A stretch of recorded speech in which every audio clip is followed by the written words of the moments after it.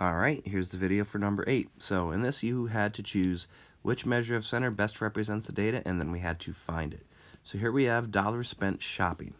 So first thing is, can we eliminate mean, median, or mode? And we can eliminate mode right away, because you only choose mode when most of the numbers are the mode.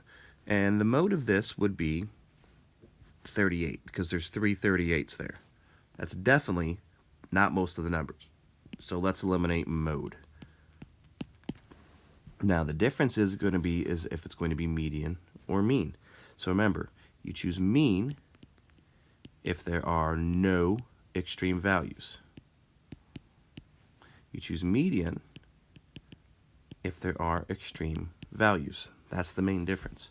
So when we look here, I notice the numbers are already in least to greatest order from 36 to 44, and there aren't really any extreme values. Think of it here. We have a bunch of numbers in the upper 30s, and then we have a bunch of numbers in the lower 40s.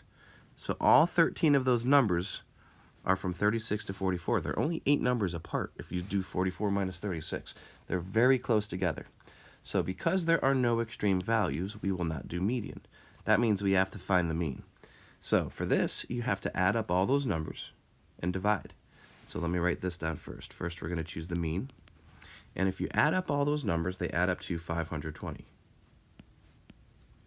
And divide 520 by 13, and I get 40. So mean is the best measure of center, and 40 would be the mean. And think about it, isn't 40 like pretty much right in the middle of all of these numbers?